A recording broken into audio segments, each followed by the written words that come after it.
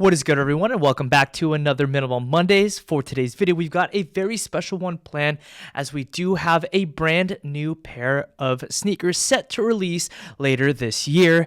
These are the Travis Scott Jumpman Jack in Dark Mocha. Now, just before we cover all things relating to this sneaker here, such as release date, retail price, and of course, everything as it relates to the details that makes up this sneaker, I did want to encourage you to go ahead and like today's video and subscribe to the channel with notifications on, especially if you do enjoy bringing in the early sneakers here to the channel. As you could probably surmise, acquiring these sneakers early is a very labor intensive task, but it is all worth it if you do enjoy this kind of content. Engaging with our content is the best way you can communicate to us that you enjoy this style of content. Also, we do plan on styling these sneakers here on the channel, so you don't want to miss that.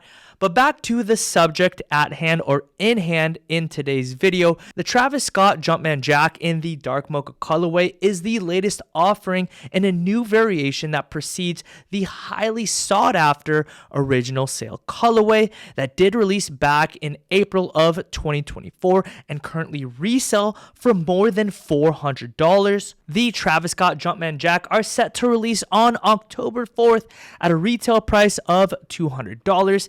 And if the predecessor is any indication, these will most certainly be selling out very, very quickly. This has been a common occurrence anytime Travis Scott has his name associated with a sneaker release, with pairs going for as much as hundreds, if not thousands of dollars more than their MSRP. So at a retail price of $200, what exactly are you getting?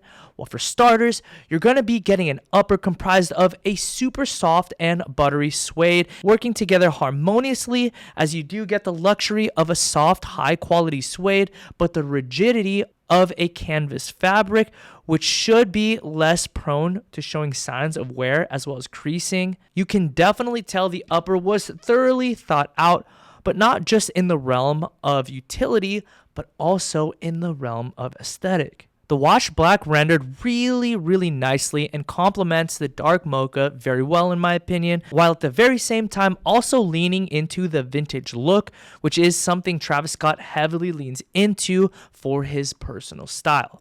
The tongue is made from a super soft, nice feeling black suede adorned by Travis Scott's take on the Jumpman logo. One detail that I do appreciate is that with the shoes come complimentary sets of laces, 4 to be exact. So aside from the black pair, you get a set of red, a set of white, and a set of black speckled, which in my opinion do look best. But now working our way over to the midsole as well as the outsole, we have a pretty straightforward setup here, just a dense rubber fused with polyurethane that produces little to no energy return or shock absorption technology.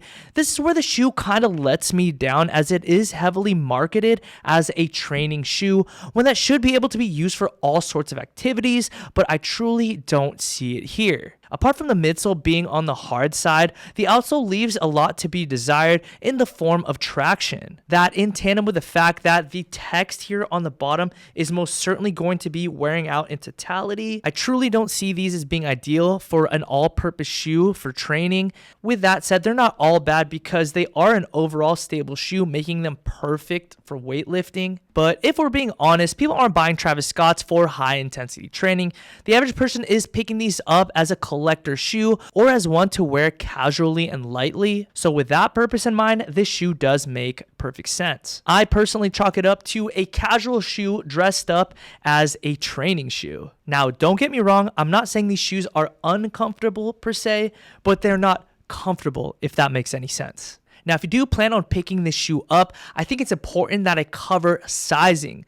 The shoe does fit pretty narrow and slightly long. Now, for me, I range anywhere from a size 8.5 to 9. Thankfully, I did go with a size 9, and they fit great in terms of width, but there is a little bit of space, a little wiggle room in the toe area. So take that in consideration when it comes to sizing for the shoe. If you do have a narrow foot, go ahead and take your true to size. You should be good. Overall, it is a good shoe. Not great, but not bad by any any stretch. I do prefer the color blocking of this pair here relative to the sales that dropped before, just because I do find these to be a little bit easier to style. On the topic of styling, I do recommend subscribing to the channel with notifications on, because next week we're going to be styling these shoes here with a myriad of different garments from our website, and because we're going to be concluding the video here.